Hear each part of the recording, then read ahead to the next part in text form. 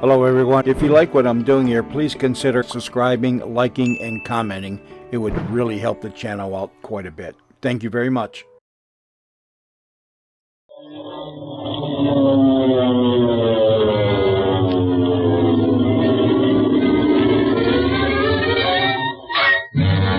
Speed Gibson of the International Secret Police.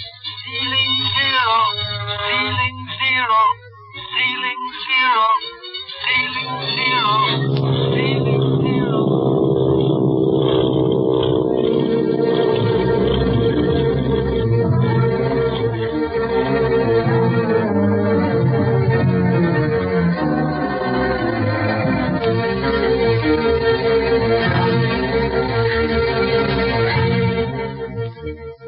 As you remember, in the last episode, Speed Gibson, his uncle, Clint Barlow, ace operator in the International Secret Police, and Barney Dunlap, Clint's working partner, were about to board the China Clipper in disguise and under assumed names bound for Hong Kong, where the dread criminal, the Octopus, has renewed his smuggling activities.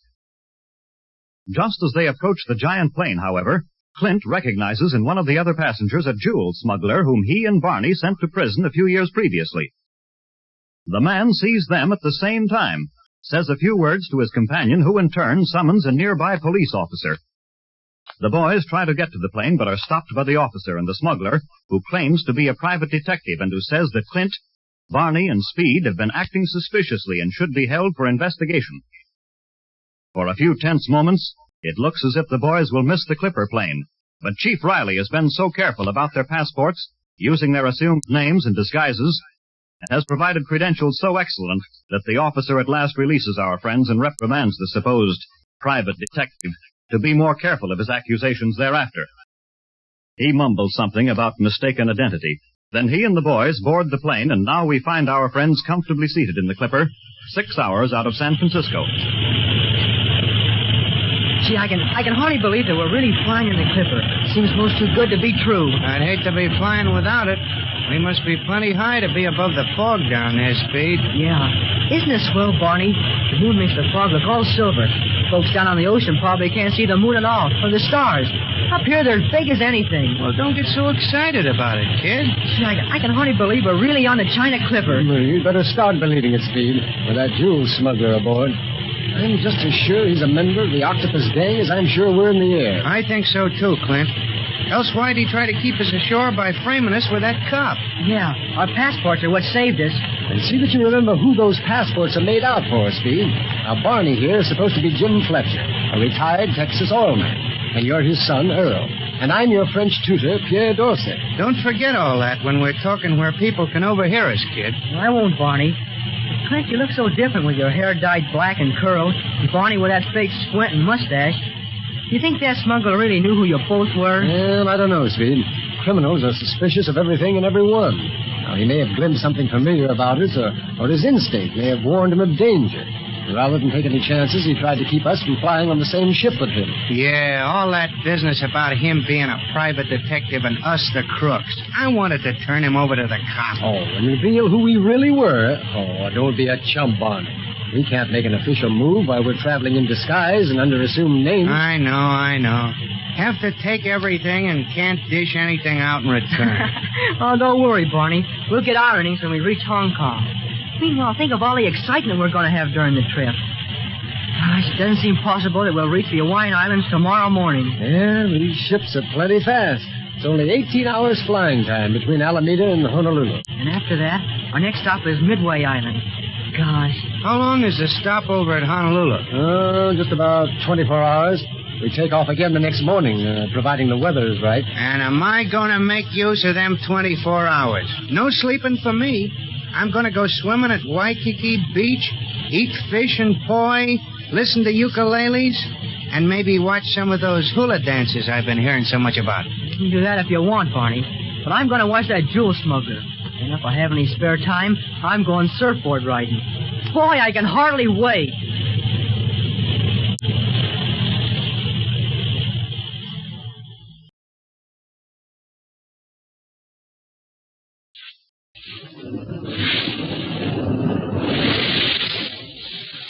Oh.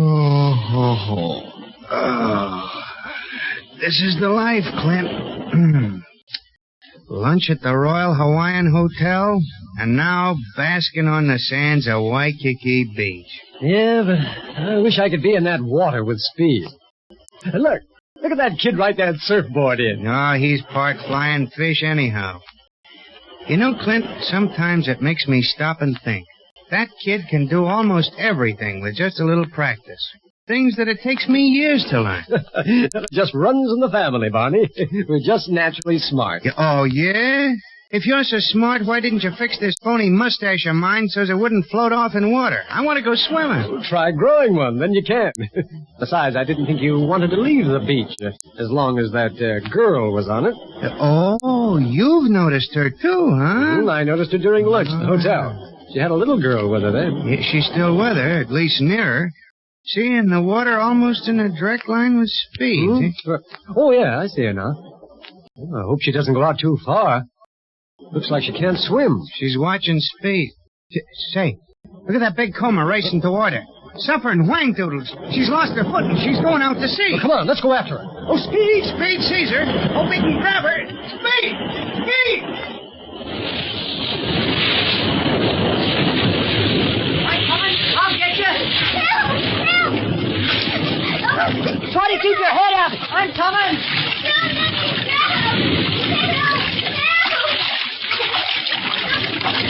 I'm coming. Here, grab my hand. That's right. Now you're all right. Don't try to swim. Don't try to do anything. Just relax and I'll get you ashore.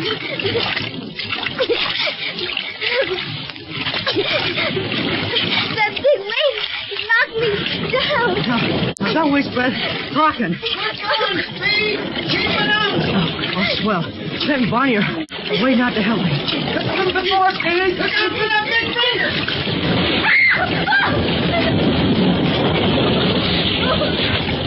All right, now don't be frightened. That wave tilted. It brought us in. I'll take the little girl. It would have been the top, but for the undertow, it kept pulling against us. Well, careful. Careful. Here comes the young lady. Jean, honey, are you all right? I think so, Marcia. Sure, she's all right, miss. Just a little waterlogged, I reckon. She'll be good as new when she's dried Oh, out. how can I ever thank you all? And particularly this young man for saving her. Why, Jean would have been swept out to sea if he hadn't been so near her and acted so quickly. Oh, Marcia, I thought I was going to drown. Oh, there, darling. You're safe now. And don't you think you'd better thank your rescuer? Yes? Thank you. What is your name? Earl Fletcher. May I introduce ourselves? Earl is the son of Mr. James Fletcher, and I am Monsieur Dorsey, the young gentleman's tutor. Oh, I don't need to tell you how happy we are to meet you all. This is Jean Kingsley, and I'm Marcia Winfield, her governess. Howdy. Will you and little Jean have supper with us tonight, Miss Winfield? Why, Probably Miss Winfield will be dining with Mademoiselle Jean's parents, Mr. Fletcher. Oh, no. You see, Jean's father is in China in the diplomatic service. Oh, then it's a cinch you won't be eating with him this evening. So you will eat with us, huh? Well, yes, Mr. Fletcher, we'd love to. And now I'd better take Jean back to the hotel to recover from the effects of her narrow escape. Thank you again. Goodbye, Speed, Clint, and Barney. Huh? Hey, those aren't our names. Why, no, Jean. Wherever did you hear those names? Oh, that's what they called one another when I was being saved, Marcia. How come you heard anything when you were half drowned? No, I don't remember calling anybody anything. I was too busy trying to get in. Well, probably the child heard us urging Earl to exercise more speed in effecting the rescue. Under such circumstances, it is only natural that such confusion should occur. Oh, no, Mr. Dorsey. I heard you plain as anything. Jean, you mustn't contradict. And now come along. We'll see our friends later. Bye. Wouldn't you know a girl here thinks she shouldn't, even when she was drowning? Out of the mouths of babes. The accident of a split second can upset weeks of careful planning. Nothing's upset. Miss Winfield didn't pay any attention to the kid. Maybe not. That girl has brains as well as beauty, Bonnie. And you didn't help matters any, Romeo, by asking her to dine with us tonight. Say, the more we stay to ourselves, the less chance of a split-up. Ah, a little supper won't hurt anything. We can tell more about that after supper.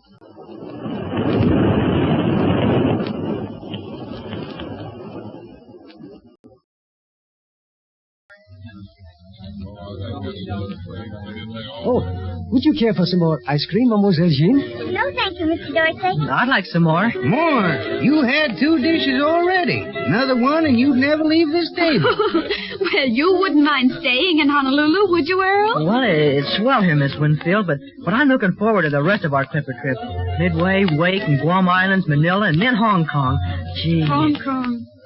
Yes, I'm anxious to reach China, too. You going over soon? Tomorrow morning, we'll be fellow passengers on the clipper ship, Mr. Fletcher. Oh, you and little Jean are flying to China, Mademoiselle? Yes, I took the position as governess to Jean with that understanding.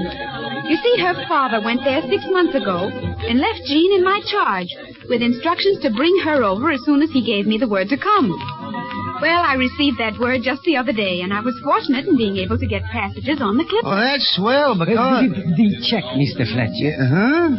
Check. Oh, yeah, the dinner check. Sure. Let's see what the damages are. What's that note under it? Note? Yeah, it isn't addressed to anyone. Here, I'll open it. What did it say, Earl? It says, to all at this table, better not attempt the impossible. Leave well enough alone and do not take the clipper tomorrow morning. The octopus gives but one warning. The octopus? Do you know what this means, Mademoiselle? Yes, that note is meant for me. The octopus is a terrible criminal who's brought tragedy into my life. Go on, Miss Winfield. I can't. I dare not. He knew I was here. Here, his spies may be listening to me right now. But he's the reason I must go to China. Can we help you, Miss Winfield? I don't know. But I trust you and Mr. Dorsey and Mr. Fletcher. I feel that you're perhaps the only people in the whole world I can trust. Will you, for Jean's sake, will you give us your protection until we reach Hong Kong? But, Miss Winfield, Oh, after we reach China and Jean is safe with her father, I won't bother you anymore. What I must do then, I must do alone. But until then, will you promise us your protection? You have my promise. And mine, Mademoiselle. Me too, Miss Winfield. We'll lick this octopus spy, whoever he is. I'm not afraid of anybody who's afraid to fight in the open.